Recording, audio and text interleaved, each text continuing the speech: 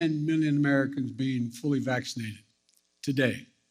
We created 6 million new jobs, more jobs in 1 year than any time before. Unemployment dropped, the unemployment rate dropped to 3.9%. Child poverty dropped by nearly 40%, the biggest drop ever in American history. New business applications grew by 30%, the biggest increase ever. And for the first time in a long time, this country's working people actually got a raise. People, the bottom 40% saw their income go up, the most of all that got a raise. We cut health insurance premiums for millions of American families, and we just made surprise medical bills illegal in this country. You know those bills you get that you don't expect of $2,000 to $5,000 from the hospital beyond what you thought you were going to have to owe because of the consultation you weren't told was going to cost that much? No more. They're now illegal. Thanks to the American Rescue Plan and other actions we've taken, we've seen record job creation, record economic growth in the past year. Now, thanks to the bipartisan infrastructure bill, we're about to make a record investment in rebuilding America to take us to be the #1 best infrastructure in the world. Well, now we're way below that. We'll be creating better jobs for millions of people, modernizing our roads, our bridges, our highways, our ports, our airports, everything from making clean water, removing lead pipes, that every American can turn on a faucet and drink clean water. Urban and rural and suburban communities. It's going to make affordable high-speed internet available to every American in urban, rural, and suburban areas. We've never done that before. Now we are. We're in the process of getting that done. Still, for all this progress, I know there's a lot of frustration and fatigue in this country. And we know why. COVID-19, Omicron has now been challenging us in a way that it's the new enemy. But while it's cause for concern, it's not cause for panic. We've been doing everything we can, learning and adapting as fast as we can, and preparing for a future beyond the pandemic. All I know that after almost 2 years of physical, emotional, and psychological weight of this pandemic and the impact it's had on everyone, for many of us, it's been too much to bear. We're in a very different place now, though. We have the tools, vaccines, boosters, masks, tests, pills to save lives and keep businesses and schools open. 75% of adults are fully vaccinated. We've gone from 90 million adults with no shots in arms last summer and down to 35 million with no shots as of today. And we're adding about 9 million more vaccinations each week. We're going to stick with our vaccination efforts because vaccinations work. So get vaccinated, please, and get your booster. Look, we're also increasing testing. Should we have done more testing earlier? Yes, but we're doing more now. We've gone from 0 at-home tests a year ago to 375 million tests on the market in just this month. If you buy a test at a store, your insurance will reimburse you.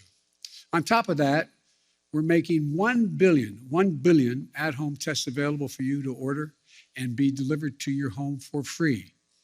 Just visit covidtest.gov to know how to get that free test kit to your home. In addition, there are 20,000 sites where you can get tested in person for free now. And now we have more treatments that for people to keep people out of the hospital than any other point in the pandemic, including life-saving antiviral pills. We purchased 20 million of these new Pfizer pills, more than any country in the world. The bottom line on COVID-19 is that we're in a better place than we've been and have been thus far, clearly better than a year ago. We're not going back to lockdowns. We're not going back to closing schools. Schools should stay open because the American Rescue Plan, we provided to states $130 billion to keep our students and educators safe and schools open. Funding for ventilation systems in schools, social distancing, hygiene for classrooms and the school buses. In addition, we've added another $10 billion for COVID-19 tests to be able to be administered at schools. Many states and school districts have spent this money very well. Unfortunately, some haven't. I encourage the states and school districts that use the funding to protect our children and keep our schools open. Use it. The COVID-19 is not going to give up and accept things, it's just not going to go away immediately. But I'm not going to give up and accept things as they are now. Some people may call what's happening now the new normal. I call it a job not yet finished. It will get better. We're moving toward a time when COVID-19 won't disrupt our daily lives, where COVID-19 won't be a crisis, but something to protect against and a threat. Look, we're not there yet, but we will get there. Now, the second challenge we're facing are prices. COVID-19 has created a lot of economic complications, including rapid price increases across the world economy. People see it at the gas pumps, the grocery stores, and elsewhere. So, here's what we're going to do. A critical job in making sure that the elevated prices don't become entrenched rests with the Federal Reserve, which has a dual mandate: full employment and stable prices. The Federal Reserve provided extraordinary support during the crisis for the previous year and a half. Given the strength of our economy and the pace of recent price increases, it's appropriate, as the Federal Chairman Powell, the Fed Chairman Powell has indicated, to recalibrate the support that is now necessary. I respect the Fed's independence, and I've nominated 5 superb individuals to serve on the Federal Board of Governors, men and women from a variety of ideological perspectives. They're eminently qualified, historically diverse, and have earned bipartisan praise. And I call on the United States Senate to confirm them without any further delay. And here at the White House, and for my friends in Congress, the best thing to tackle high prices is a more productive economy with greater capacity to deliver goods and services to the American people, and a growing economy where folks have more choices and more small businesses compete, and where more goods can get to market faster and cheaper. I've laid out a 3-part plan to do just that. First, fix the supply chain. COVID-19 has had a global impact on the economy. When a factory shuts down in one part of the world, shipments to shops and homes and businesses all over the world are disrupted. COVID-19 has compounded that many times over. A couple of months ago, in this very room, we heard dire warnings about how the supply chain problems could create a real crisis around the holidays. So we acted. We brought together business and labor, and that much predicted crisis did not occur. 99% of the packages were delivered on time, and shelves were stocked. And notwithstanding the recent storms that have impacted many parts of our country, the share of goods in stock at stores is 89% now, which has barely changed from the 91% before the pandemic. I often see empty shelves being shown on television. 89% are full, which is only a few points below what it was before the pandemic. But our work's not done. My infrastructure law will supercharge your effort upgrading everything from roads and bridges to ports and airports, railways and transit, to make the economy move faster and reduce prices for families. Second thing, my Build Back Better plan will address the biggest cost of working families face every day.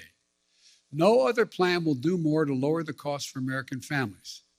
It cuts the cost for childcare. Many families, including the people sitting in this room, if they have children and they're working full-time, many families pay up to $14,000 a year for childcare in big cities, less than that in smaller ones. My plan cuts that in half. That will not only be a game changer for so many families' budgets, but it will mean so much for the nearly 2 million women who've left the workforce during the pandemic because of things like childcare. My Build Back Better plan cuts the price of prescription drugs. So insulin, that today costs some people as much as $1,000 a month, will cost no more than $35 a month. It cuts the cost of elder care.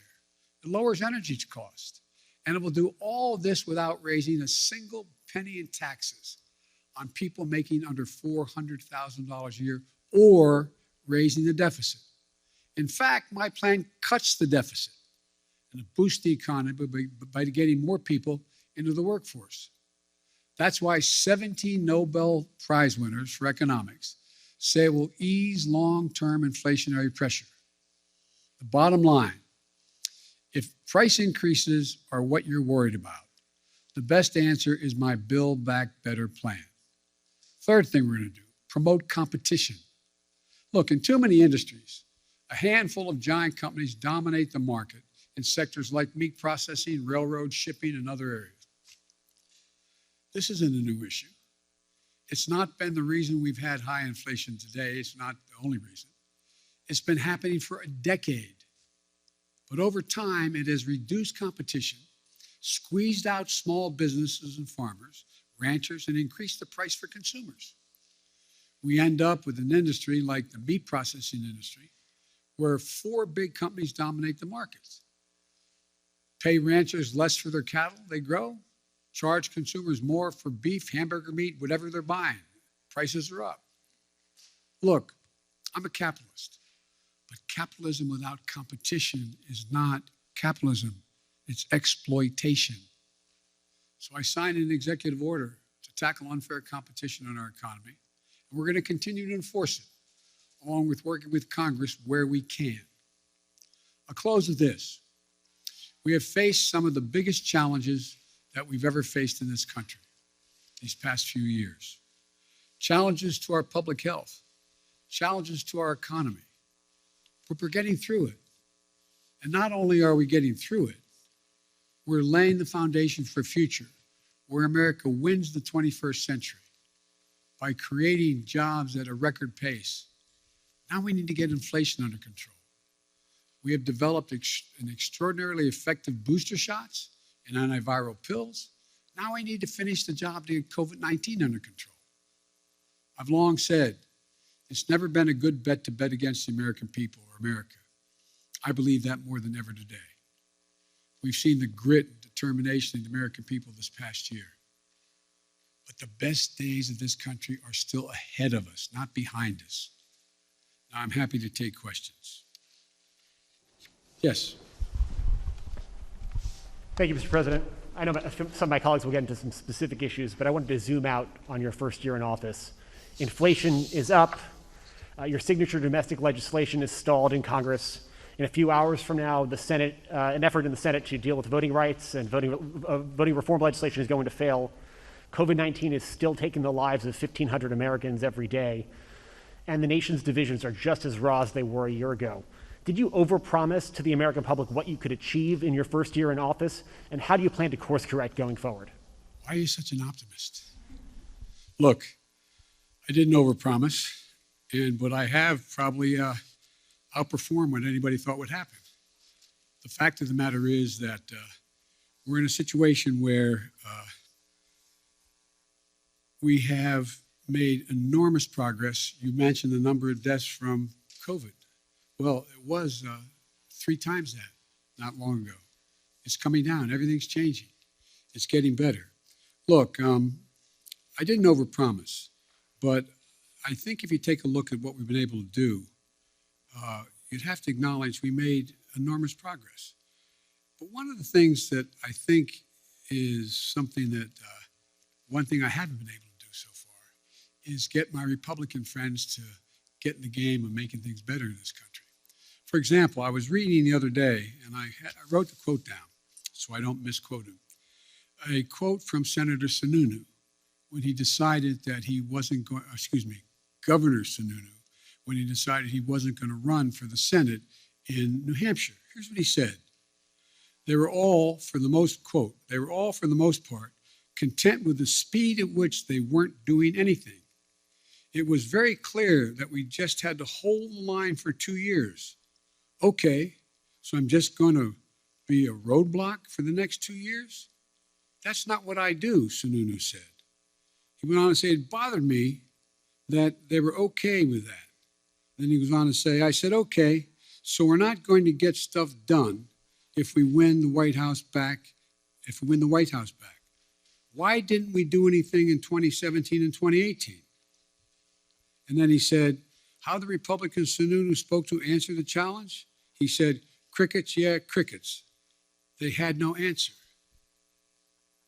I did not anticipate that there'd be such a stalwart effort to make sure that the most important thing was that President Biden didn't get anything done. Think about this. What are Republicans for? What are they for? Name me one thing they're for.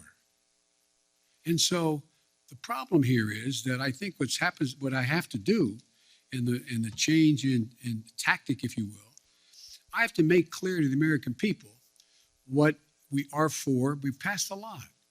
We passed a lot of things that people don't even understand what's all that's in it, understandably.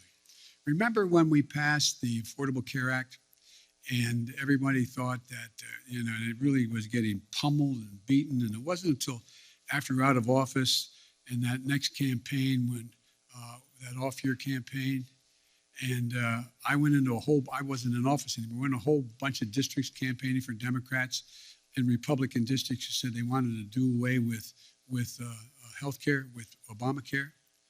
And I started pointing out that if you did that, pre-existing conditions would no longer be covered. And they said, huh? We didn't know that. We didn't know that. And guess what? We won over 38 seats because we had explained to the people exactly what, in fact, had passed. Now, one of the things that I remember saying, and I'll end this, I remember saying to President Obama when he passed the Affordable Care Act, I said, you ought to take a victory lap. And he said, there's so many things going on, we don't have time to take a victory lap. As a consequence, no one knew what the detail of the legislation was. They don't know a lot of the detail of what we passed. So the difference is, I'm going to be out on the road a lot, making the case around the country with my colleagues who are up for re-election and others, making the case of what we did do and what we want to do, what we need to do. And so I don't think I've overpromised at all, and I'm going to stay on this track. One of the things that I remember, and I'll end this with, I was talking with, Jim Clyburn, who was a great help to me in the campaign in South Carolina. And Jim said, and when he endorsed me, and there was a clip on television in the last couple of days of Jim, and it said that we want to make things accessible and affordable for all Americans. That's health care. That's education. That's prescription drugs. That's making sure you have access to all the things that everybody else has. We can afford to do that. We can't afford not to do it. So I tell my Republican friends, here I come. This is going to be about what are you for? What are you for? And I'll lay out what we're for. Mary Bruce, ABC. Thank you, Mr. President.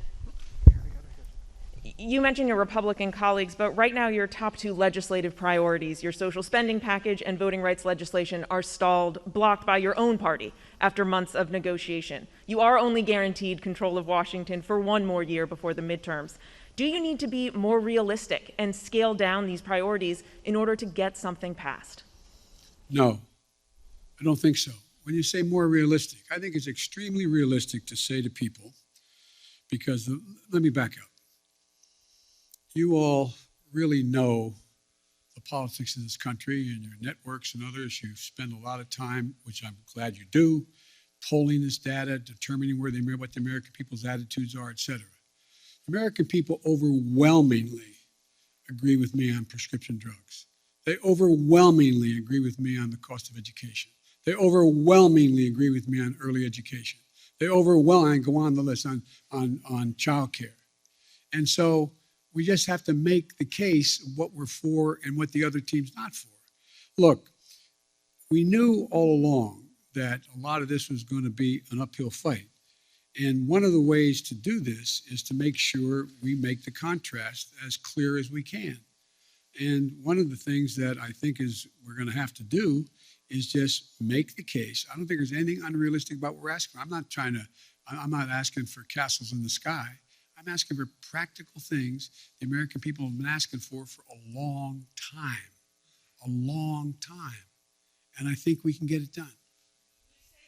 You're not going to scale down any of these priorities. But so far, that strategy isn't working. You haven't been able to get some of these big legislative ticket items done. I got two real big ones done, bigger than any president has ever gotten in the first year. But currently, Mr. President, your spending package, voting rights legislation, they're not going anywhere. So that's true. Is there anything that you are confident you can get signed into law before the midterm elections? Yes, I'm confident we can get pieces, big chunks of the Build Back Better law signed into law. And I'm confident that we can take the case to the American people that the people they should be voting for who are going to oversee whether the elections in fact are legit or not should not be those who are being put up by the Republicans to determine that they're going to be able to change the outcome of the election. So whether or not we can actually get election, and by the way, I haven't given up. We haven't finished the vote yet on what's going on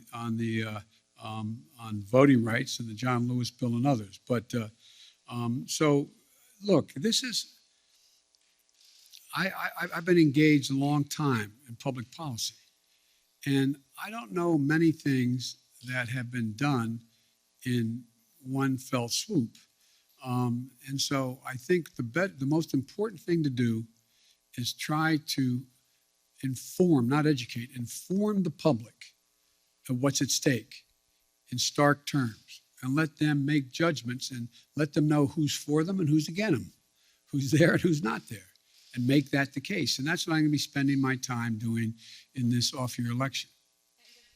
You mentioned Republicans and reaching out to them. Some Republicans who may be open to major changes on voting rights, for instance, like Mitt Romney, he says he never even received a phone call from this White House. Why not? I like Mitt. Look, Mitt Romney's a straight guy. One of the things that we're doing, I was trying to make sure we got everybody on the same page in my party on this score. And I didn't call many Republicans at all. The fact is that I do think that Mitt is a serious guy. I think we can get things done. I think I predict to you they'll get something done on the electoral reform side of this. But rather than judge what's going to get done and not get done, all I can say is I'm going to continue to make the case why it's so important to not turn the electoral process over to political persons who are set up deliberately to change the outcome of elections. Allison Harris, please.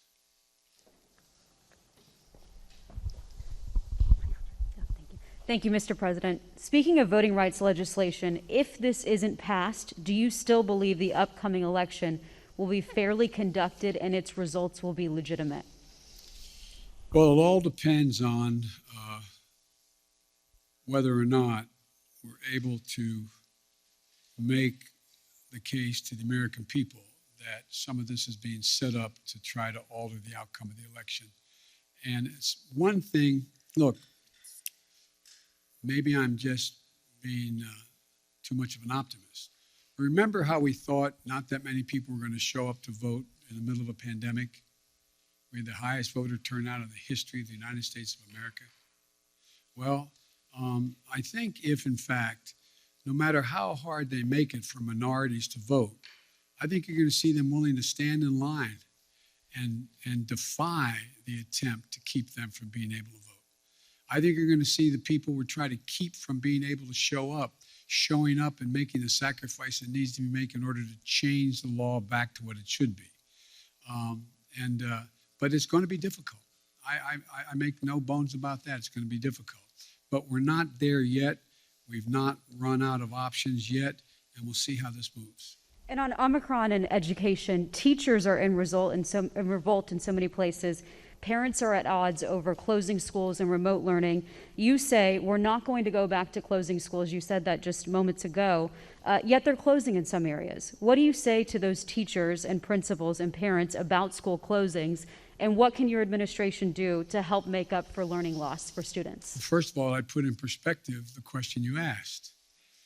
Very few schools are closing.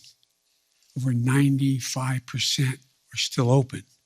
So you all phrase the questions when people, I don't think it's deliberate on your part, But you phrase the question of anyone watches this on television, my God, there must be, all those schools must be closing. What are we going to do? 95% are still open, number one. Number two, the idea that parents don't think it's important for their children to be in school, and teachers know it as well. That's why we made sure that we had the ability to provide the funding through the Recovery Act, through the act that the first act we passed, to be able to make sure schools were able to be safe. So we have new ventilation systems available for them. We have the way they scrub down laboratories and I mean the laboratories kids go to the bathroom, cafeterias, buses, etc. All that money's there. There's billions of dollars made available. That's there. Not every school district has used it as well as it should be used, but it's there. And so, in addition to that, there is now another $10 billion for testing of students in the schools. So I think as time goes on, it's much more likely you're going to see that number go back up from 95%, back up to 98, 99%. But the outfit, the individuals of the district that says we're not going to be open is always going to get, and I'm not being critical of any of you, it's always going to get front page. It's always going to be the top of the news. But let's put it in perspective. 95, as high as 98% of the schools in America are open, functioning, and capable of doing the job. How about Jen Epstein, Bloomberg? Mr. President, thank you. Your top foreign policy advisors have warned that Russia is now ready to attack Ukraine, but there's still little unity among European allies about what a package of sanctions against Moscow would look like. If the U.S. and NATO aren't willing to put troops on the line to defend Ukraine and American allies can't agree on a sanctions package, hasn't the U.S. and the West lost nearly all of its leverage over Vladimir Putin? And given how ineffective sanctions have been in deterring Putin in the past, why should the threat of new sanctions give him pause? Well, because he's never seen sanctions like the ones I promised will be imposed if he moves, number one. Number two, we're in a situation where Vladimir Putin is about to, we've had very frank discussions, Vladimir Putin and I, and the idea that NATO is not going to be united, I don't buy. I've spoken to every major NATO leader. We've had the NATO-Russian summit. We've had the OSCE has met, etc.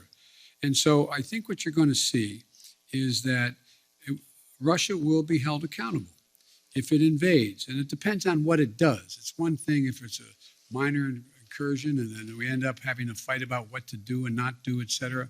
But if they actually do what they're capable of doing with the force amassed on the border, it is going to be a disaster for Russia if they further invade Ukraine, and that our allies and partners are ready to impose severe cost and significant harm on Russia and the Russian economy. And, you know, we're going to fortify our NATO allies, I told them, on the eastern flank if, in fact, he does invade. I've already shipped over $600 million worth of sophisticated equipment, defensive equipment, to the Ukrainians. The cost of going into Ukraine in terms of physical loss of life for the Russians, they'll be able to prevail over time, but it's going to be heavy. It's going to be real. It's going to be consequential. In addition to that, Putin has a stark choice. Either de-escalation or diplomacy, a confrontation of the consequences. And look, I think you're going to see, for example, everybody talks about how Russia has control over the energy supply that Europe absorbs. Well, guess what? That money that they earn from that makes about 45% of their economy. I don't see that as a one-way street. They go ahead and cut it off. It's like my mother used to say, you're biting your nose off to spite your face. It's not like they have all these wonderful choices out there. I spoke with the Prime Minister of Finland. And, we're talking about concern on the part of Finland and Sweden about what Russia is doing. The last thing that Russia needs is Finland deciding to change its status. They didn't say they're going to do that, but they're talking about what, in fact, is going on and how outrageous Russia is being. We're finding ourselves in a position where I believe you'll see that there'll be severe economic consequences. For example, anything that involves dollar denominations, if they invade, they're going to pay. Their banks will not be able to deal in dollars. So there's a lot going to happen. But here's the thing. My conversation with Putin, and we've been, how can we say it? We have no problem understanding one another. He has no problem understanding me, nor me him. And the direct conversations were, I pointed out, I said, you've occupied before other countries, but the price has been extremely high. How long? You can go in and, over time, at great loss and economic loss, go in and occupy Ukraine. But how many years? 1, 3, 5, 10? What is that going to take? What toll does that take? It's real. It's consequential. So this is not all just a cakewalk for Russia. Militarily, they have overwhelming superiority as it relates to Ukraine. But they'll pay a stiff price immediately, near term, medium term, and long term if they do it. I'm sorry. Okay. David Sanger, New York Times. Thank you, Mr. President. I wanted to follow up on your answer there about Russia and Ukraine. When you were in Geneva in June, you said to us about President Putin, I think the last thing he wants now is a Cold War. Now, since then, of course, you've seen him gather these troops, 100,000 troops around Ukraine.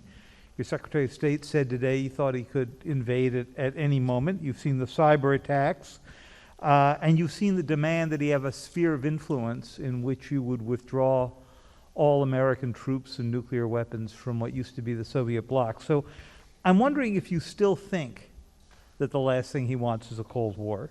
And has your view of him changed in the past few months? And if it has, and he does invade, would your posture be to really move back to the kind of containment policy that you saw so often when you were still in the Senate? The answer is that I think he still does not want any full-blown war, number one. Number two, do I think he'll test the West, test the United States and NATO as significantly as he can? Yes, I think he will. But I think he'll pay a serious and dear price for it that he doesn't think now will cost him what it's going to cost him. And I think he'll regret having done it. Now, whether or not, I think that, how can I say this in a public forum? I think that he is dealing with what I believe he thinks is the most tragic thing that's happened to Mother Russia, in that the Berlin Wall came down, the empire has been lost, the near abroad is gone, etc. The Soviet Union has been split. But think about what he has. He has 8 time zones, a burning tundra that will not freeze again naturally, a situation where he has a lot of oil and gas, but he is trying to find his place in the world between China and the West. And so I'm not so sure that he has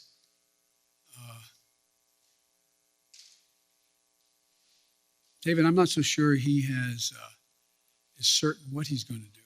My guess is he will move in. He has to do something. And by the way, I've indicated to him the 2 things he said to me that he wants, guarantees on. One is Ukraine will never be part of NATO. And 2, that NATO or there will not be strategic weapons stationed in Ukraine. Well, we can work out something on the second piece. pretending what he does along the Russian line as well, the Russian border and the European area of Russia. On the first piece, we have a number of treaties internationally and in Europe that suggest that you get to choose who you want to be with. But the likelihood that Ukraine is going to join NATO in the near term is not very likely, based on much more work they have to do in terms of democracy and a few other things going on there, and whether or not the major allies in the West would vote to bring Ukraine in right now. So there's room to work if he wants to do that. But I think, as usual, he's going to, well, I probably shouldn't go any further, but I think it will hurt him badly.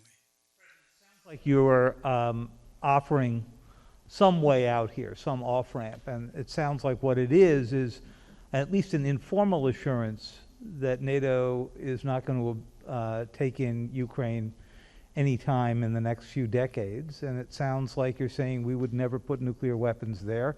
He also wants us to move all of our nuclear weapons out of Europe and not have troops rotating through the old Soviet bloc. Do you think there's space for there as well?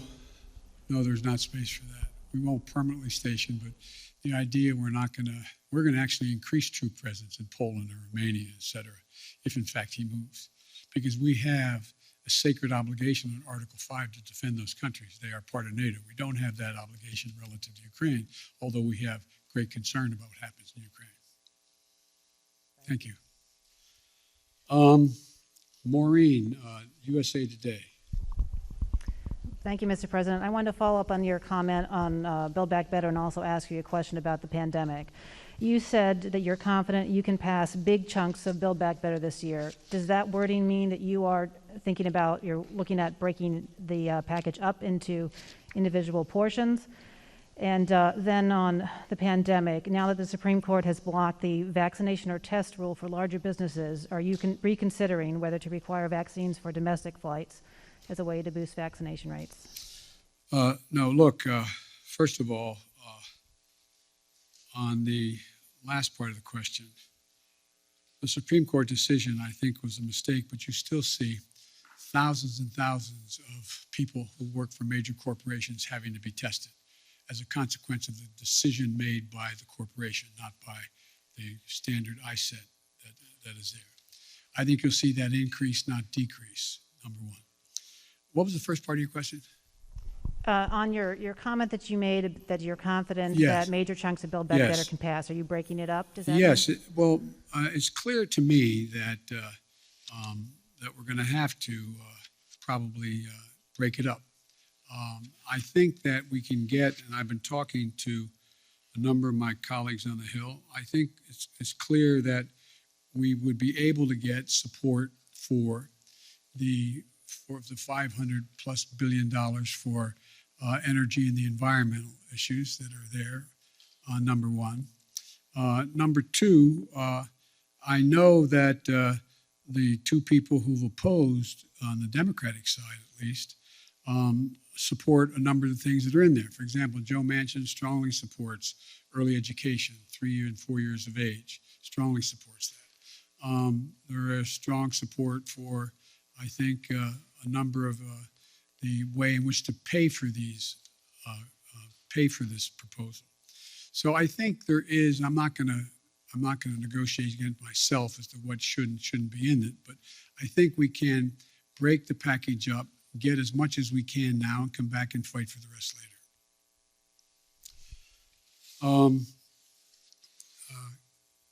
Ken, Wall Street Journal, Ken Thomas.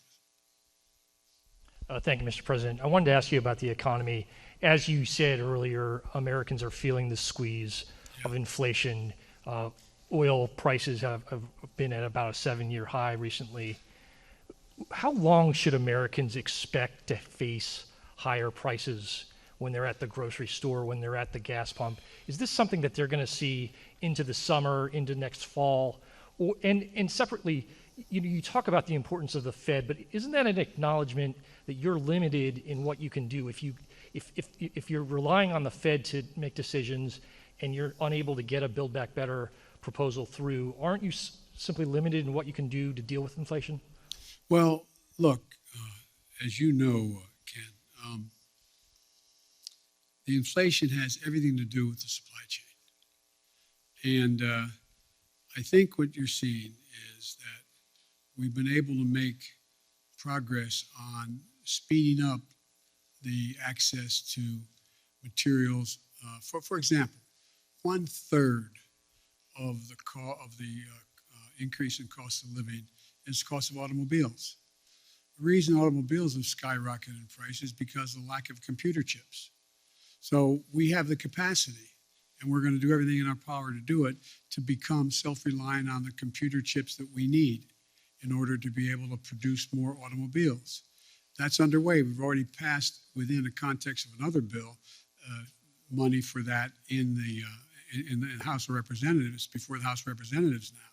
But I think there's a way we can move to, if we can move to get, for example, that one thing done, it can make a big difference in terms of the cost of, the total cost of living. Now, with regard to the whole issue of energy prices, that gets a little more complicated, but you saw what happened when I was able to convince everyone from including China, India, a number of other countries to agree with us to go into their version of their petroleum reserve, to release more into the market. So that brought down the price about 12, 15 cents a gallon, some places more. There's going to be a reckoning along the line here as to whether or not we're going to continue to see oil prices continue to go up in ways that are going up now relative to what impact that's going to have on the producers. And so it's going to be hard. I think that's the place where most middle-class people, working-class people get hit the most. They pull up to a pump and all of a sudden, instead of paying $2.40 a gallon, they're paying $5 a gallon. That's going to be really difficult.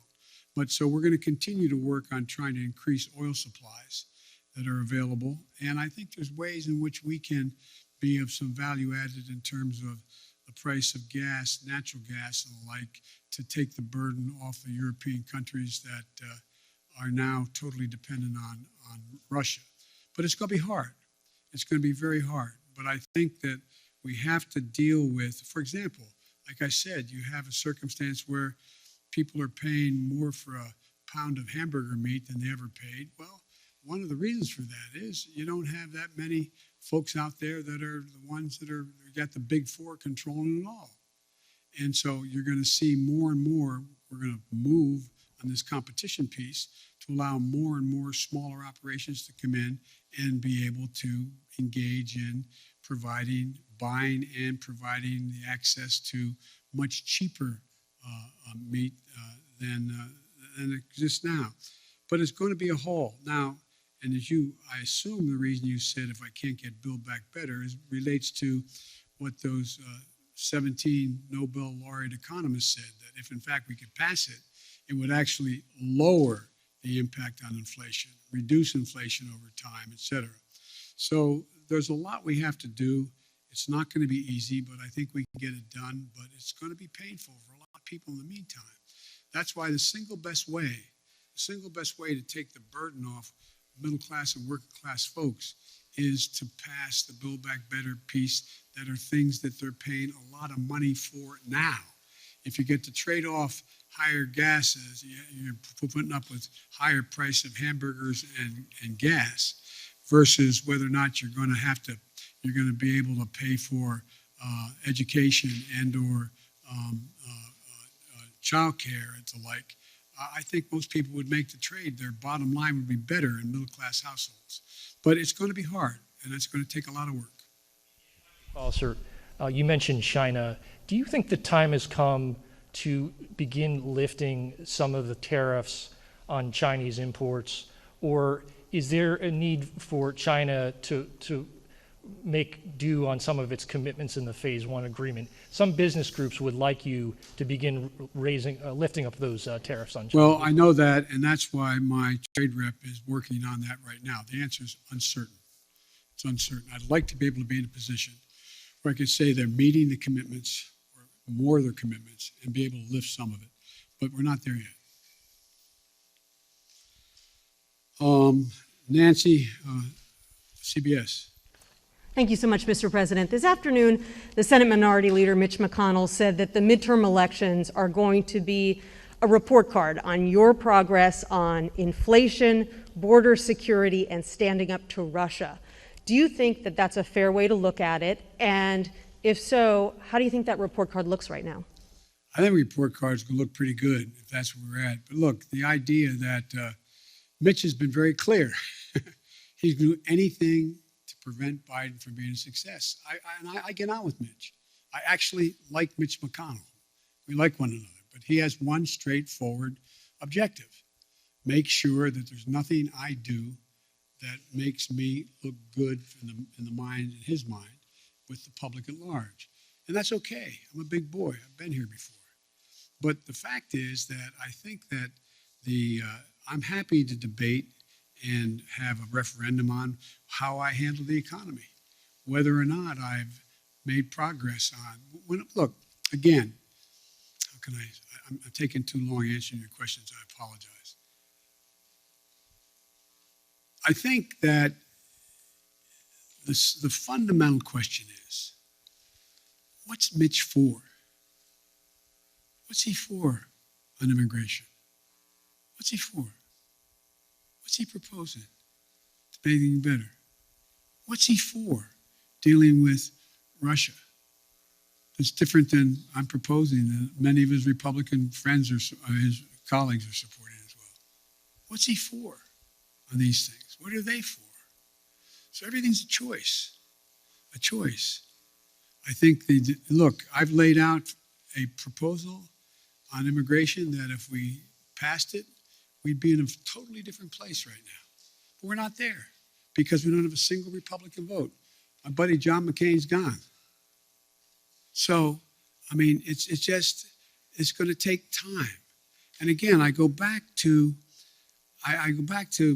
Governor Sununu's quote. How long? I mean, rhetorical question. I know this is not fair to ask the press a question. I'm not asking you. But think about, did you ever think that one man out of office could intimidate an entire party where they're unwilling to take any vote contrary to what he thinks should be taken for fear of being defeated in a primary? I've had 5 Republican senators talk to me, bump into me, quote unquote, or sit with me, who've told me that they agree with whatever I'm talking about for them to do. But Joe, if I do it, I'm going to defeat it in a primary. We got to break that. It's got to change. And I doubt you're all, it sounds like I'm being solicitous, you're all bright as hell, well-informed, more informed than any group of people in America. But did any of you think that you get to a point where not a single Republican would diverge on a major issue? Not one? Anyway. Can you tell us who those 5 Republican senators are? Sure. No, are you kidding me? I maintain confidentiality. On voting but I'm rights, sure you've spoken to some.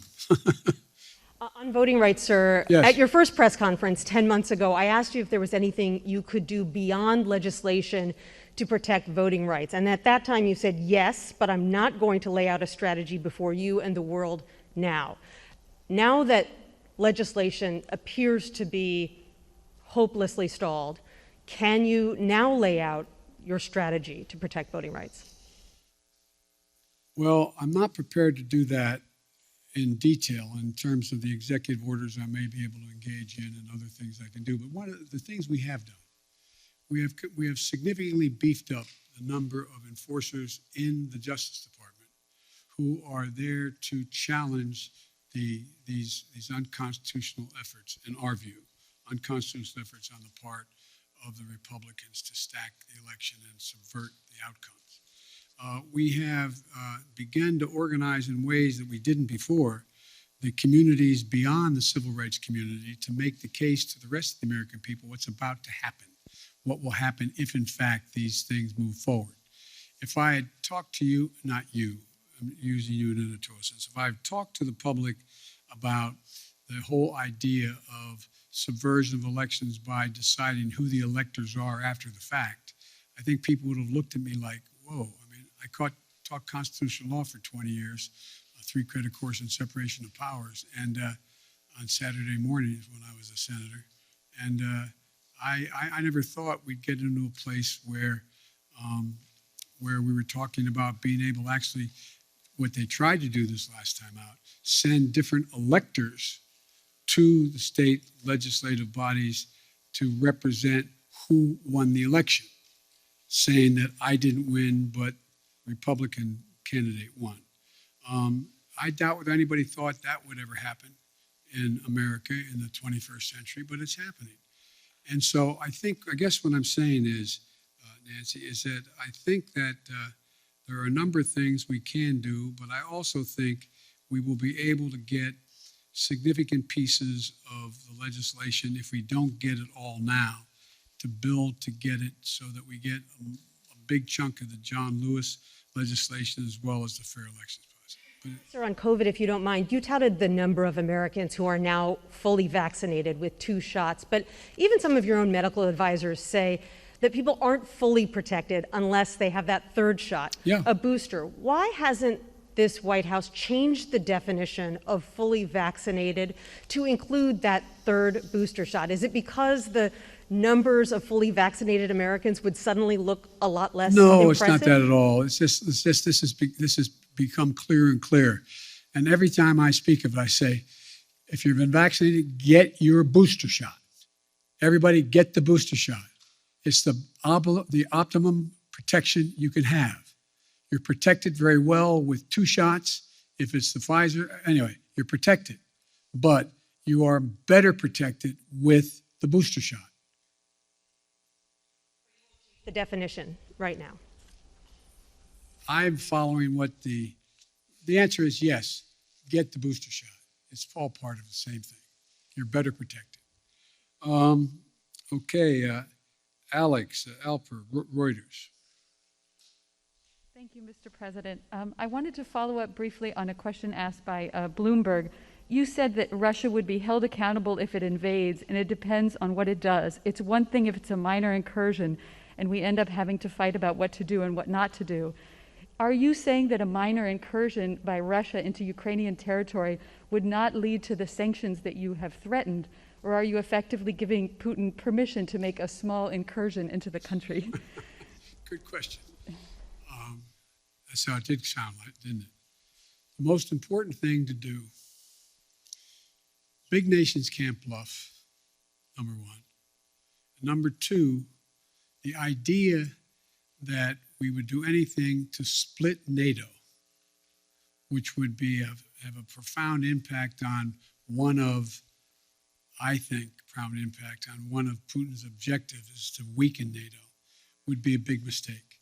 So the question is, if it's something significantly short of a significant invasion, or not even significant, just major military forces coming across. For example, it's one thing to determine that if they continue to use cyber efforts, well, we can respond the same way with cyber. They have FSB people in Ukraine now trying to undermine the solidarity within Ukraine about Russia and to try to promote Russian interest. But it's very important that we keep everyone in NATO on the same page. And that's what I'm spending a lot of time doing. And there are differences. There are differences in NATO as to what countries are willing to do depending on what happens, the degree to which they're able to go. And I want to be clear with you. The serious imposition of sanctions relative to dollar transactions and other things are things that are going to have a negative impact on the United States, as well as a negative impact on the economies of Europe as well, a devastating impact on Russia.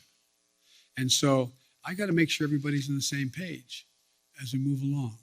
I think we will if there's something where there's Russian forces crossing the border, killing Ukrainian fighters, etc. I think that changes everything. But it depends on what he does, as to actually what extent we're going to be able to get total unity on the NATO front.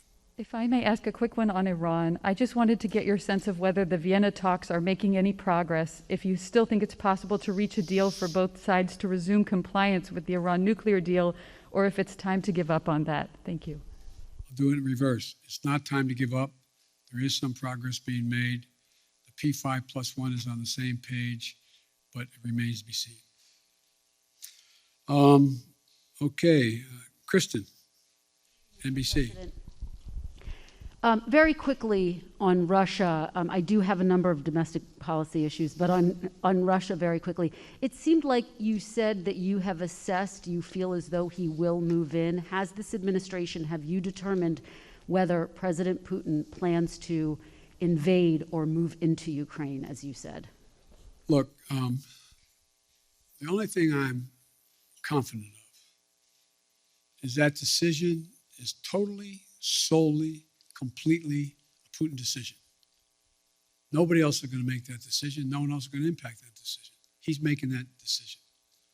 And I suspect it matters which side of the bed he gets up on in the morning as to exactly what he's going to do.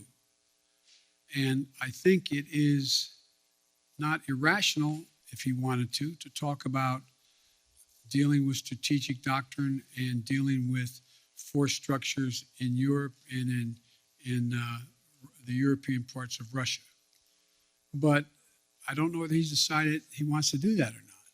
So far, in the 3 meetings we've had, OSCE, and anyway, have not produced anything, because the impression I get from my Secretary of State, my National Security Advisor, and my other senior officials that are doing these meetings is that there's a question of whether the people they're talking to know what he is going to do. So the answer is, but based on a number of criteria as to what he could do. For example, for him to move in and occupy the whole country, particularly from the north, from Belarus, he's going to have to wait a little bit till the ground's frozen so he can cross. To move in a direction where he wants to talk about what's going on. We're continuing to provide for defense capacities to the Ukrainians. We're talking about what's going on in both the Baltic and the Black Sea, etc. There's a whole range of things that I'm sure he's trying to calculate how quickly he can do what he wants to do and what does he want to do. But he's an informed individual. And I believe he's calculating what the immediate, the short term, and the near term, and the long-term consequences of Russia will be. And I don't think he's made up his mind yet. I want to ask you about your domestic agenda. You've gotten a lot of questions about voting rights, Mr. President, but I want to ask you about Black voters, one of your most loyal constituencies. Yep. I was in Congressman Clyburn's district yesterday in South Carolina. You opened this news conference talking about him. I spoke to a number of Black voters who fought to get you elected, and now they feel as though you are not fighting hard enough for them and their priorities. And they told me they see this push on voting rights more as a last-minute PR push than it is a legitimate effort to get legislation passed. So what do you say to these Black voters who say that you do not have their backs, as you promised on the campaign trail? I've had their back. I've had their back my entire career. I've never not had their back. And I started on the voting rights issues long, long ago. That's what got me involved in politics in the first place. And I think part of the problem is, look, there's significant disagreement in every community on whether or not the timing of assertions made by people has been in the most timely way. So I'm sure that there are those who are saying that why didn't Biden push John Lewis bill as hard as he pushed it the last month? Why didn't he push it 6 months ago as hard as he did now? The fact is that there is there's a timing that is not of one's own choice. It's somewhat dictated by events that are happening in country and around the world as to what the focus is. But part of the problem is, as well, I have not been out in the community nearly enough. I've been here an awful lot. I find myself in a situation where I don't get a chance to look people in the eye because of both COVID and things that are happening in Washington, to be able to go out and do the things that I've always been able to do pretty well. Connect with people. Let them take a measure of my sincerity. Let them take a measure of who I am. For example, I mean, as I pointed out in South Carolina, last time when I was chairman of the Judiciary Committee, I got the Voting Rights Act extended for 25 years, and I got Strom Thurmond to vote for it. That's what I've been doing my whole career. And so the idea that I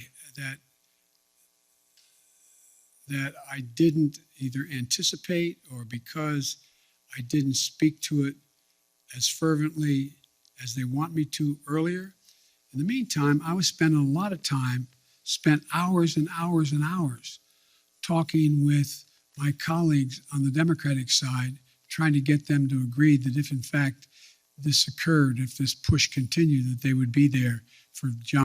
And anyway, so, but I think that's a problem that is my own making by not communicating as much as I should have. Yet, you find that when you deal with members of the Black Caucus and others in the United States Congress, I still have very close working relationships. So it's like every community. I'm sure that there are those in the community, and I'm a big labor guy. I'm sure there's people in labor saying, why haven't I been able to do A, B, C, or D? So it's just going to take a little bit of time. You put Vice President Harris in charge of voting rights. Are you satisfied with her work on this issue? And can you guarantee, do you commit that she will be your running mate in 2024, provided that you run again? Yes and yes. Okay. You don't care to expand? Pardon me? Do you care to expand on voting? No, there's no need to. I mean, I asked the question. She's going to be my running mate, number one. And number two, I did put her in charge. I think she's doing a good job. Let me ask you, big picture, particularly when you think about voting rights and the struggles you've had to unify your own party around voting rights. Unity was one of your key campaign promises. In fact, in your inaugural address, you said your whole soul was in bringing America together, uniting our people. People heard the speech that you gave on voting rights in Georgia recently, in which you described those who are opposed to you to George Wallace and Jefferson Davis, and some people took exception to that. What do you say to those who were offended by your speech, and is this country more unified than it was when you first took office? Number one, anybody who listened to the speech, I did not say that there were going to be a George Wallace or a Bull Connor. I said we're going to have a decision in history that is going to be marked just like it was then. You either voted on the side that didn't make you George Wallace or didn't make you Bull Connor, but if you did not vote for the Voting Rights Act back then, you were voting with those who agreed with Connor, those who agreed with and I think Mitch did a real good job of making it sound like I was attacking them. If you notice, I haven't attacked anybody publicly, any senator, any congressman publicly. And my disagreements with them have been made to them, communicated to them privately or in person with them. My desire still is, look, I underestimated one very important thing. I never thought that the Republicans, like for example, I said, they got very upset. I said, there are 16 members of the present United States Senate who voted to extend the Voting Rights Act. Now, they got very offended by that. That wasn't an accusation, it's stating a fact. What has changed? What happened? What happened? Why is not a single Republican, Not one. That's not the Republican Party. So that's not an attack. Is the country more unified than when you first took office? The answer is, based on some of the stuff we've got done, I'd say yes, but it's not nearly unified as it should be. Look, I still contend, and I know you'll have a right to judge me by this, I still contend that unless you can reach consensus in a democracy, you cannot sustain the democracy. And so this is a real test, whether or not my counterpart in China is right or not when he says autocracies are the only thing that are going to prevail because democracies take too long to make decisions and countries are too divided. I believe we're going through one of those inflection points in history that occurs every several generations or even more than that, even more time than that, where things are changing almost regardless of any particular policy. The world's changing in big ways. We're going to see, if you heard me say this before, we're going to see more change in the next 10 years than we've seen in the last 50 years because of technology, because of fundamental alterations in alliances that are occurring not because of any one individual, just because of the nature of things. And so I think you're going to see an awful lot of transition. And the question is, can we keep up with it? Can we maintain the democratic institutions that we have, not just here, but around the world, to be able to generate democratic consensus on how to proceed? It's going to be hard. It's going to be hard, but it requires leadership to do it. And I'm not giving up on the prospect of being able to do that. Thank you.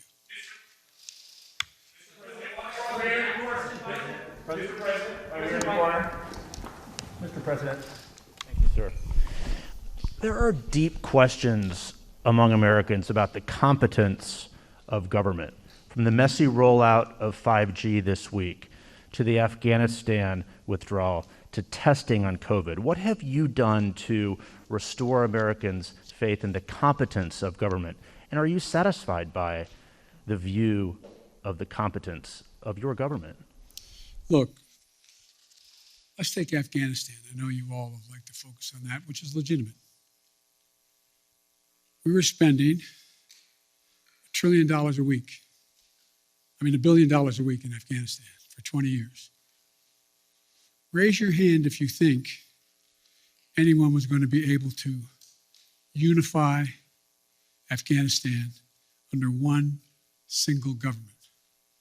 It's been the graveyard of empires for a solid reason. It is not susceptible to unity, number one. So the question was, do I continue to spend that much money per week in the state of Afghanistan, knowing that the idea that being able to succeed, other than sending more body bags back home, is highly, highly unusual. My dad used to have an expression. He'd say, son, if everything's equally important to you, nothing's important to you. There is no way to get out of Afghanistan after 20 years easily. Not possible, no matter when you did it. And I make no apologies for what I did. I have a great concern for the women and men who were blown up on the line at the airport by a terrorist attack against them. But the military will acknowledge, and I think you will, who know a lot about foreign policy, that had we stayed and I had not pulled those troops out, we would be asked to put somewhere between 20 and 50,000 more troops back in. Because the only reason more Americans weren't being killed than others is because the last president signed an agreement to get out by May the 1st. And so everything was copacetic. Had we not gotten out, and the acknowledgement is we'd be putting a lot more forces in. Now, do I feel badly what's happening as a consequence of the incompetence of the Taliban? Yes, I do. But I feel badly also about the fistulas that are taking place in eastern Congo. I feel badly about a whole range of things around the world that we can't solve every problem. And so I don't view that as a competence issue. The issue of whether or not there's competence in terms of whether or not we're dealing with 5G or not, we don't deal with 5G. The fact is that you had two private enterprises that had one promoting 5G and the other one are airlines. They're private enterprises. They have government regulation, admittedly. And so what I've done is pushed as hard as I can to have 5G folks hold up and abide by what was being requested by the airlines until they could more modernize over the years, so that 5G would not interfere with the potential of the landing. So any 5G tower within a certain number of miles from the airport should not be operative. And so I understand, but anything that happens that's consequential is viewed as the government's responsibility. I get that. Am I satisfied with the way in which we have dealt with COVID and all the things that go along with that? Yeah, I am satisfied. I think we've done remarkably well. You know, the idea that on testing we should have done it quicker, but we've done remarkable since then. What we have more testing going on than anywhere in the world. And we're going to continue to increase that. Did we have it at the moment exactly when we should have moved? And could we have moved a month earlier? Yeah, we could have. But with everything else that's going on, I don't view that as somehow a mark of incompetence. Look, think of what we did on COVID. When we were pushing on AstraZeneca to provide more vaccines. Well, guess what? They didn't have the machinery to be able to do it. So I physically went to Michigan, stood there in a factory with the head of AstraZeneca and said, we'll provide the machinery for you. This is what we'll do. We'll help you do it so you can produce this vaccine more rapidly. I think that's pretty hands-on stuff. We also said right now, when the hospitalizations are overrunning hospitals and you have docs and nurses out because of COVID, they have COVID. We put thousands of people back in those hospitals. Look at all the military personnel we have there, first responders. Nobody has ever organized a strategic operation to get as many shots in arms by opening clinics and being able to get so many people vaccinated. What I'm doing now is not just getting significant amounts of vaccines to the rest of the world, but they now need the mechanical way is how they get shots in arms. So we're providing them to know how to do that. Now, should everybody in America know that? No, I don't necessarily know that. They're just trying to figure out how to put 3 squares on the table and stay safe. But so I do think the place where I was a little disappointed, I wish we could have written it differently, is when we did the legislation to provide the funding for COVID and the money we provided for the states to be able to deal with keeping schools open. Some of them didn't do a very good job. Some are still holding the money. I don't have the authority to do anything about that. I think that's not particularly competent. There's things that could and should have been done. They could have moved faster. So I understand the frustration. You know, I remember, I think it was, I forget which cabinet member saying to Barack Obama, where something was going on, and he said, well, you're going to be sure, Mr. President, of the millions of employees you have out there, somebody's screwing up right now. Somebody's screwing up.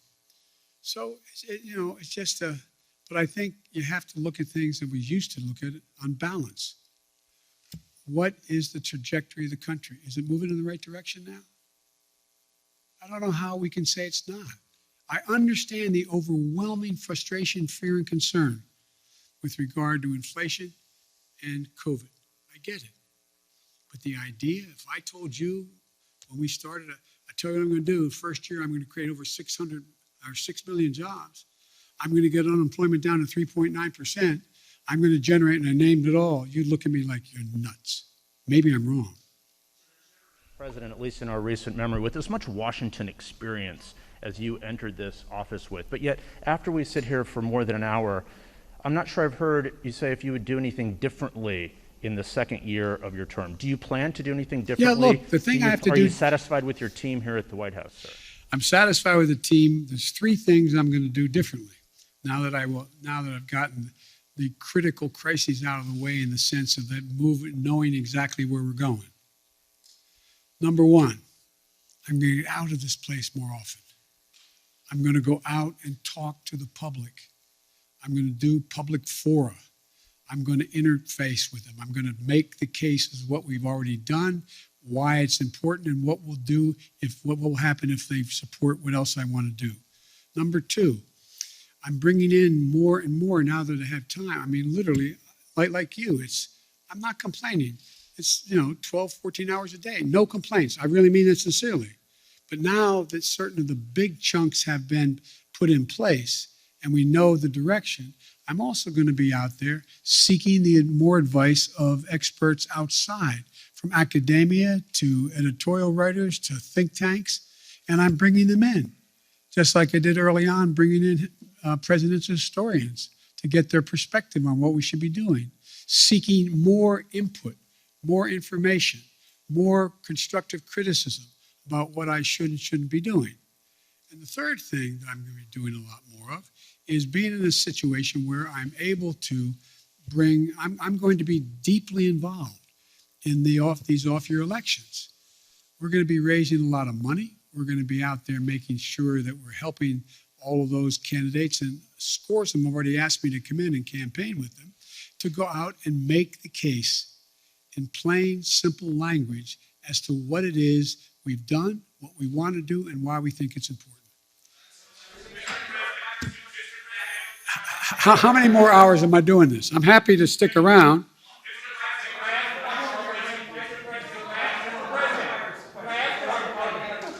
You always ask me the nicest questions. I know you do. All right. None of them make a lot of sense to me, but well, let's try. Fire away. Come on. A new year. Why are you trying so hard in your first year to pull the country so far to the left? Well, I'm not. I don't know what you consider to be too far to the left. If in fact we're talking about making sure that we had the money for COVID, making sure we had the money to put together the bipartisan infrastructure, making sure we were able to provide for those things that in fact would significantly reduce the burden on working class people, but they have to continue to work hard. I don't know how that is pulling it to the left. If you may recall, you guys have been trying to convince me that I am Bernie Sanders. I'm not. I like him, but I'm not Bernie Sanders. I'm not a socialist. I'm a mainstream Democrat, and I have been. And mainstream Democrats have overrun me. If you notice, the 48 of the 50 Democrats supported me in the Senate on virtually everything I've asked. Yes, sir. I wanted to clarify. A moment ago, you were asked whether or not you believed that we would have free and fair elections in 2022 if some of these state legislatures reformed their voting protocols. You said that it depends. Do you think that they would in any way be illegitimate? Oh, yeah, I think it easily could be illegitimate. Imagine if, in fact, Trump has succeeded in convincing Pence to not count the votes. Imagine if... In regards to 2022, sir, the midterm 2022. Elections. I mean, imagine if those attempts to say that the count was not legit.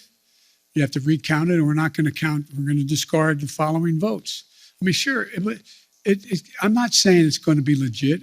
The increase in the prospect of being illegitimate is a direct proportion to us not being able to get these reforms passed. But I don't think you're not going to see me, and I don't think you're going to see the Democratic Party give up on coming back at assuming that the attempt fails today. One more, sir. You know, you campaigned and you ran on a return to civility, and I know that you dispute the characterization that you called folks who would oppose those voting bills as being Bull Connor or George Wallace, but you said that they would be sort of in the same camp. No, I didn't say that. Look what I said. Go back and read what I said and tell me if you think I called anyone who voted on the side of the position taken by Bull Connor that they were Bull Connor. And that is an interesting reading of English. I assume you got into journalism because you like to write. So did you expect that would work with Senators Manchin or Sinema? No, here's the thing. There's certain things that are so consequential. You have to speak from your heart as well as your head. I was speaking out forcefully on what I think to be at stake. That's what it is. And by the way, no one forgets who was on the side of King or Bull Connor. No one done that. The history books will note it. And when I was making the case, don't think this is a freebie. You don't get to vote this way and then somehow it goes away. This will stick with you the rest of your career and long after you're gone. And Mr. President, folks. Sir, one more on Ukraine, please, sir. Okay. Whoa. Hang on, guys. We've only gone an hour and 20 minutes. I'll keep going. But I'm going to go. Let me get something straight here. How long are you guys ready to go? You want to go for another hour or two?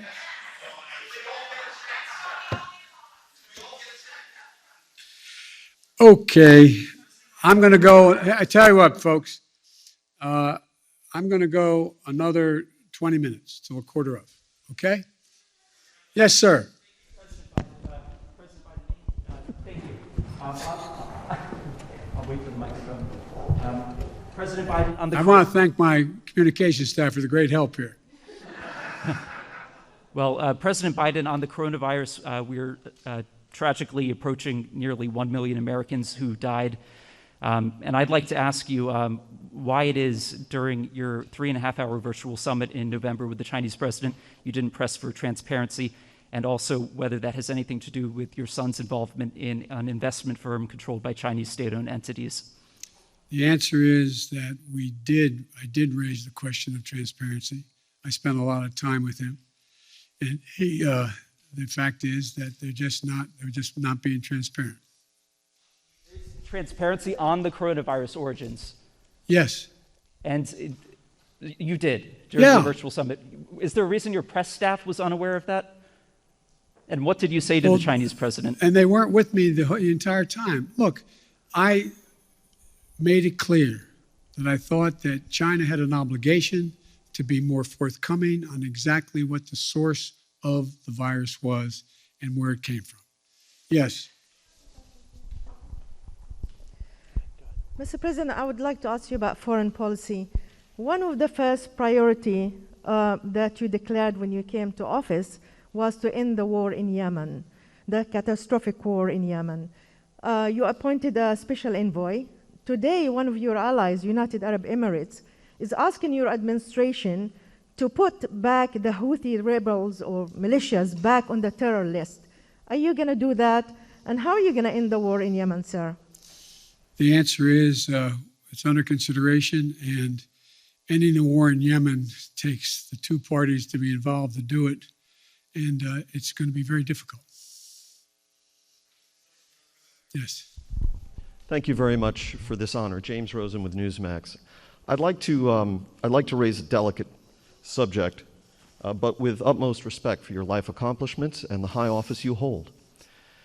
A poll released this morning by Politico Morning Consult found 49% of registered voters disagreeing with the statement, Joe Biden is mentally fit. Wow. Not even a majority of Democrats who responded strongly affirmed that statement. Well, I'll let you all make the judgment whether they're correct. Well, so the question I have for you, sir, if you'd let me finish, is why do you suppose such large segments of the American electorate have come to harbor such profound concerns about your cognitive fitness? Thank you. I have no idea. Yes, sir. Thanks, Mr. President. I appreciate it. I wanted to sort of address or ask about a tension that's sort of been in this press conference on unifying the country, because you campaigned on two things. One of them is being able to accomplish big things, and the other is the ability to unify the country. And even today, you've talked about sort of a different posture with Republicans. And I wonder if you still think it's possible to do both of those things. We have to. We have to. I mean, as long as I hold public office, I'm going to continue to attempt to do both things. One more follow-up. Around this time last year when you were campaigning in Georgia, I think one of the things you told people was the power is literally in your hands. You know, if voters give Democrats the House and the Senate and the presidency, that all these big things can get accomplished. And, you know, we've seen stalemate, we've seen things being stymied. Why should folks believe you this time around? Can you think of any other president that's done as much in 1 year? Name one for me. I'm asking you. I'm serious. You guys talk about how nothing's happened. I don't think there's been much on any incoming president's plate that's been a bigger menu than the plate I had given to me. I'm not complaining. Knew that running in. And the fact of the matter is we got an awful lot done. An awful lot done. And there's more to get done. But look, let me ask a rhetorical question. No, I won't. Anyway. Thank you. Yes.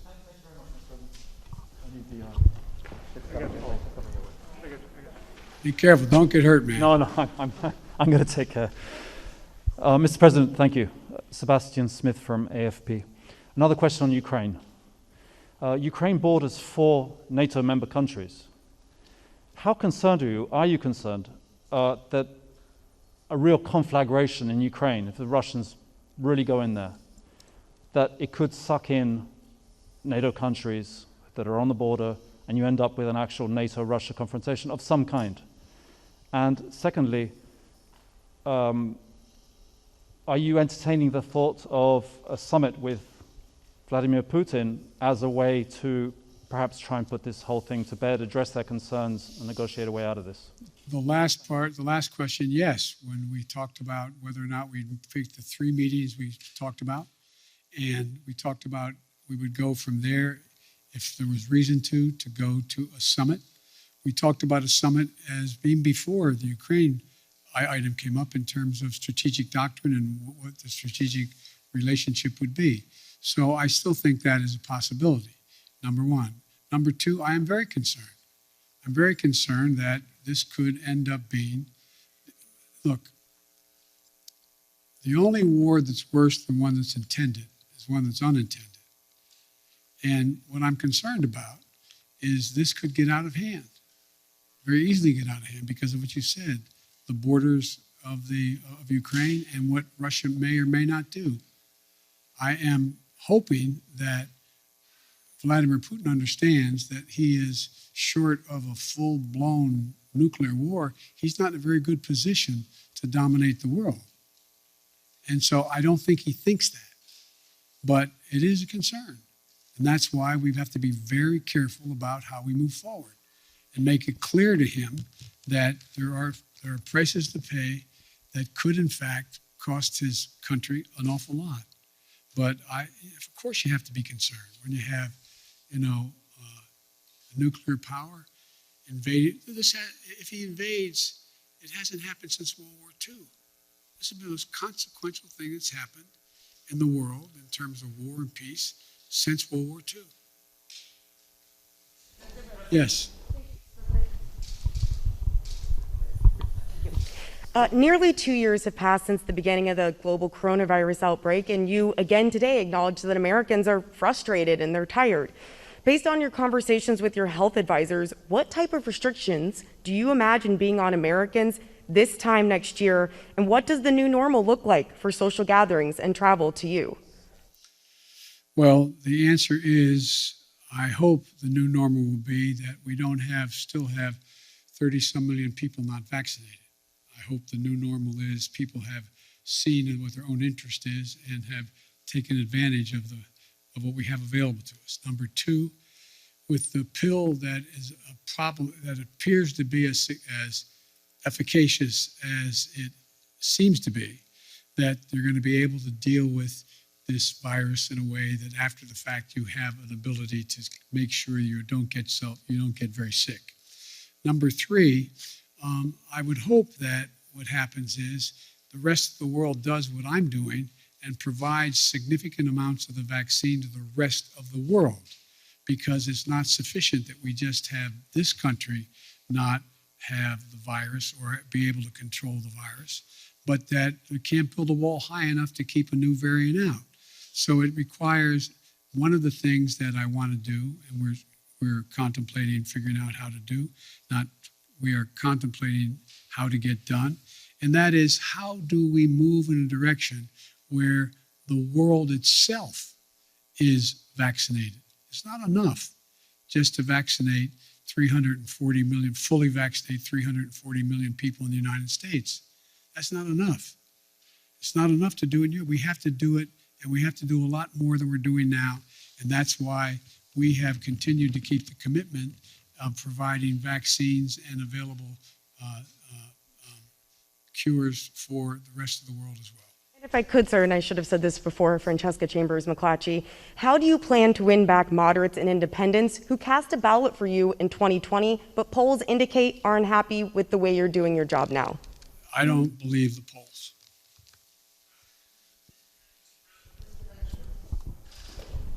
Well, why don't you just go down the road there? Thank you, Mr. President. To follow up on some of the questions about the vaccination program, you've given dozens of speeches this year urging Americans to get vaccinated. You've talked to reluctant Republicans. You've said it's people's patriotic duty. There have been very few mentions of the fact that young children under the age of 5, still in the third year of this pandemic in this country, don't have access to the vaccine. Can you speak to frustrated parents a little bit about why that continues to be the case and when that might change? Because the science hasn't reached the point where they're convinced that, in fact, it is safe. So that's what they're doing now. You could have asked me that. I got asked that question about 3 months ago about people between the ages of 7 and 12. Well, they got to the point where they felt secure in the number of tests they had done and the tests they had run, that it was safe. So it will come. It will come. But I'm not a scientist. I can't tell you when, but it is really very important that we get down to that next piece. One more follow-up on Build Back Better. When you said it's going to likely be broken up into chunks, you mentioned that the climate pieces seem to have broad support. You mentioned that Senator Manchin is a supporter of early child care. You left out the child tax credit, and I wonder if it's fair to read between the lines and assume that that is a piece, given Senator Manchin's opposition to it, that the extension of that is likely one of those components that may have to wait until sometime down the line. There's two really big components that I feel strongly about that I'm not sure I can get in the package. One is the child care tax credit, and the other is help for cost of community colleges. They are massive things that I've run on, I care a great deal about, and I'm going to keep coming back at whatever floor I get to be able to try to get chunks of all of that done. Yes, sir. Next man next to you, left. Thank you, Mr. President. My name is Pedro Rojas. I'm with Univision National News. This is actually my first press conference here. It's good to meet you in person. We always have long press conferences. Awesome. Awesome. I got a couple of questions for you. Number one, you said that you want to convey your message by getting out there in the country. I wonder if you're planning on traveling also to South America and other countries in the Western Hemisphere, given the fact that China has gained a lot of influence in the region. And the second question is, what will be your message for residents in this country that are struggling every time they go to the gas station, every time they go to the grocery store and see the prices going high, and the pharmacy? I happen to come from South Texas, where I saw a lot of people struggling financially in the last few months, and so I wonder what is the message you want to spread to them. Well, I try to express. I tried to answer that 7 different ways today about how to deal with inflation. But let me answer the first question. I spent a lot of time in South America and in Latin America. When I was vice president, I spent the bulk of my 8 years basically in Europe and or in Latin America. I'm in contact with the leaders of the countries in South America. We're working closely with making sure that we do everything, for example, with to deal with helping the countries in question, particularly those in Central America, to be able to help them with their ability to deal with the people don't sit around in Guatemala and say, I got a great idea. Let's sell everything we have, give the money to a coyote, take us across a terribly dangerous trip up through Central America and up through Mexico and sneak us across the border, drop us in the desert. Won't that be fun? People leave because they have real problems. And one of the things I've done when I was a vice president, got support with, although I don't have much Republican support anymore, is provide billions of dollars to be able to say to those countries, why are people leaving? And how are you going to reform your own system? And that's we've worked on a long time. It still needs a lot more work, and we're focusing on that. I also believe I've spent a lot of time talking about and dealing with policy having to do with Maduro, who is little more than a dictator right now. And the same thing in Chile and not the same thing, but with Chile as well as Argentina. So look, I made a speech a while ago when I was vice president saying that if we were smart, we have an opportunity to make the Western Hemisphere a a democratic hemisphere. And we were moving in the right direction under the last administration, the Obama-Biden administration. But so much damage was done as a consequence of the foreign policy decisions the last president made in Latin America, Central America, and South America, that we now have, when I call for a summit of the democracies, I call that a number of nations showed up for this summit of democracy. What is it that's going to allow us to generate? We've actually had a reduction in the number of democracies in the world. And it seems to me there's nothing more important. We used to talk about, when I was a kid in college, about America's backyard. It's not America's backyard. Everything south of the Mexican border is America's front yard.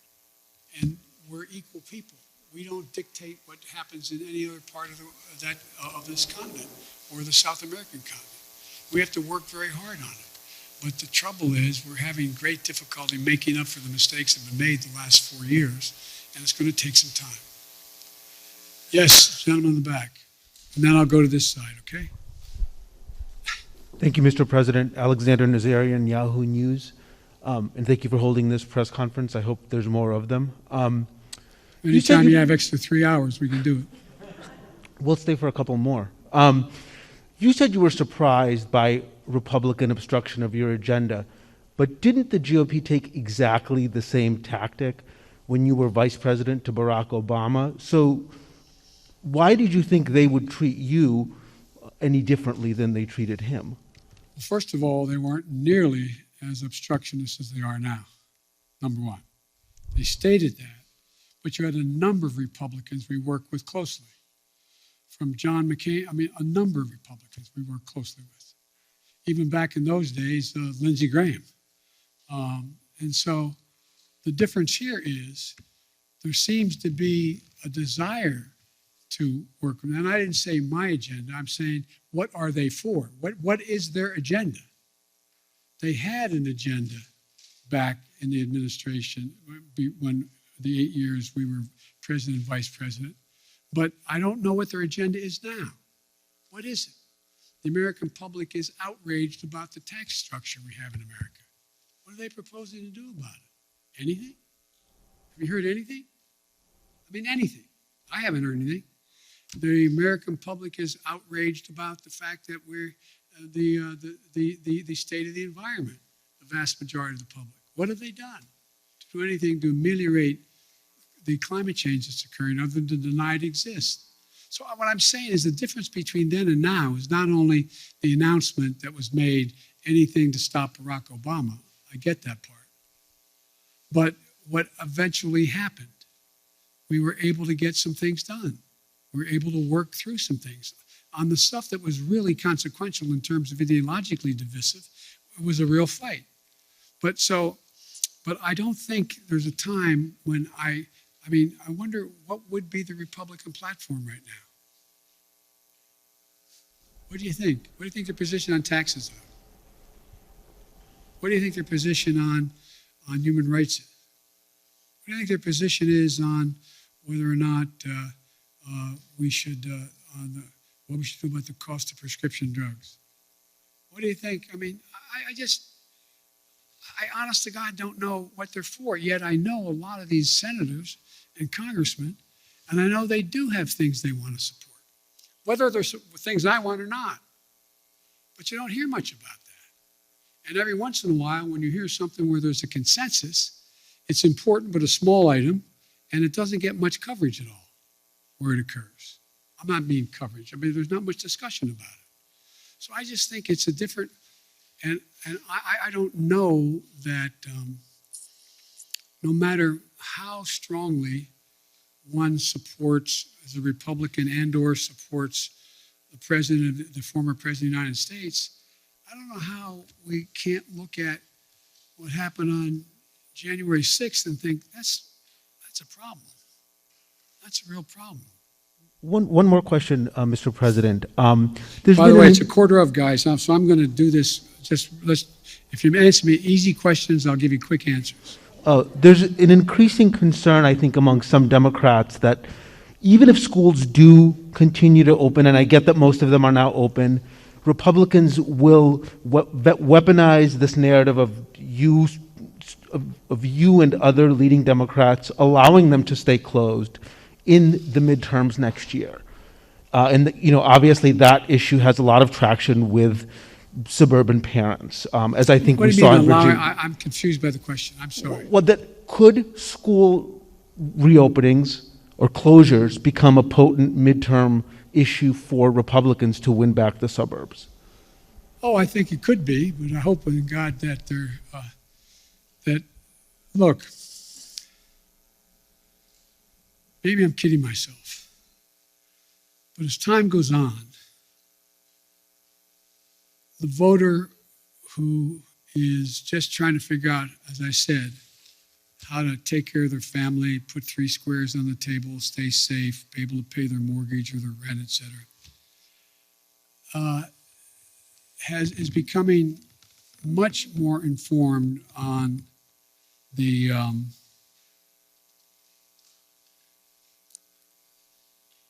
motives of some of the political players and some of the political parties.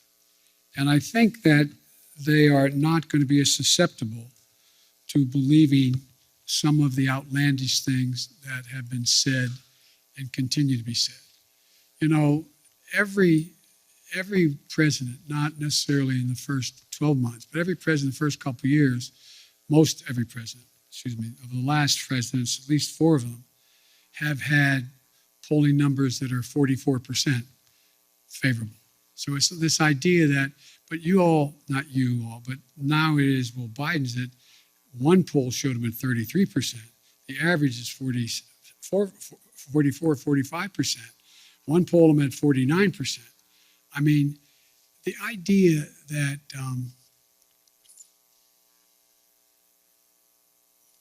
the American public are trying to sift their way through what's real and what's fake. And I don't think I've never seen a time when the political coverage, the choice of what political coverage the voter looks to has as much impact on as what they believe. They go to get reinforced in their views, whether it's MSNBC or whether it's Fox or whatever. I mean, and one of the things I find fascinating, that's happening, and you all are dealing with it every day, and it will impact on how things move, is that a lot of the speculation in the polling data shows that the cables are heading south. They're losing viewership. No? Well, Fox is okay for a while, but it's not gaining. And a lot of the rest are predicted to be not very much in the mix in the next 4 to 5 years. I don't know whether that's true or not. But I do know that we have sort of put themselves in certain alleys. And they've decided that, how many people who watch MSNBC also watch Fox, other than they're a politician trying to find out what's going on in both places? How many people, again, I'm no expert in any of this, but the fact is, I think you have to acknowledge that what gets covered now is necessarily a little bit different than what gets covered in the past. I've had a couple, well, I shouldn't get into this, but the nature of the way things get covered has, in my observation over the years I've been involved in public life, changed. And it's changed because of everything from a thing called the internet. It's changed because of the way in which we have self-identified perspectives based on what channel you turn on, what network you look at, not network, what cable you look at. And it's never quite been like that. Anyway. On behalf of the Correspondents Association, thank you very much for standing for our questions. We hope the public has found it as enlightening as those of us in the room have. I want to ask you, sir, about one of the overriding... I can still stand. It's amazing. We appreciate it. We very much do. So the question I want to ask you gets to accountability, sir, on one of the top public concerns, of course, which is the coronavirus and the government's response to it, whether it's confusion over what style of mask to wear, when to test, how to test, where to test.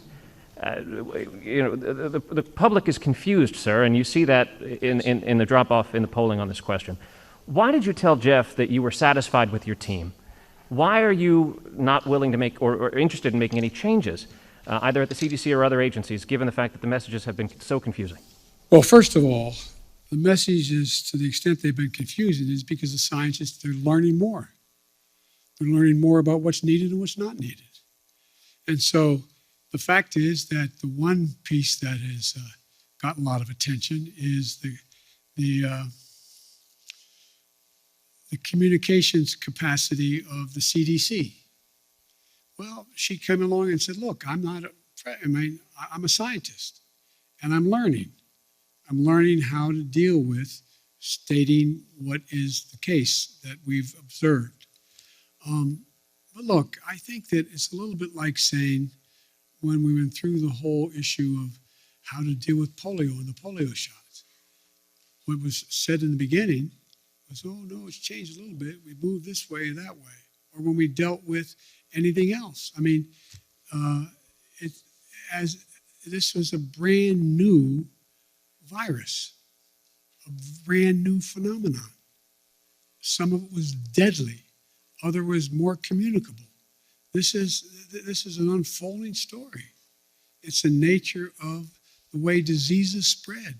We're going to learn about it in a lot of other areas, not just COVID-19. And so I think, I look at it this way. Think about how astounding it was within the time frame that it took to be able to come up with a vaccine. You used to write about that. Pretty amazing how rapidly they came up with a vaccine that saved hundreds of thousands of lives. Did everything get right? No. And by the way, the idea whether anyway, I'm talking too much. Thank you, Mr. Yes, President. I have two really simple questions, I promise. You campaigned on canceling $10,000 in student loans. Do you still plan to do so, and when? And then my second question is, now that you've clarified the Bull Connor comments, do you plan to reach out to Republicans like Mitt Romney to talk about reforming the Electoral Count Act? Yes, I'm happy to speak out. I've met with I've talked to Mitt on other occasions, and by the way, I reached out to the minority leader as well at the time that he made his speech. And so I have no reluctance to reach out to any Republican and anyone and I've made it clear. Look, I've now had the opportunity to travel because of funerals and eulogies I've made and attended, and congressmen and senators have come along with me. Don't hold me to the number, but somewhere between 20 and 25 senators and congresspersons have traveled with me. And I find you should get the list of them and ask how I set for the 2, 3, 4, 5 hours that we've flown together, sit back in that conference table and talk to them. Ask them questions. They ask me questions. I learn a heck of a lot. But as president, you don't quite have that ability to do that as often as I'd like to be able to do it. And one of the things that I do think that has been made clear to me, speaking of polling, is the public doesn't want me to be the president's senator. They want me to be the president and let senators be senators. And so if I've made many mistakes, I'm sure. If I've made a mistake, I'm used to negotiating to get things done, and I've been, in the past, relatively successful at it in the United States Senate, even as vice president. But I think that role as president is a different role. Folks, it is now almost 6. With all due respect, I'm going to see you next conference, okay? Thank you. Thank you, Mr. President.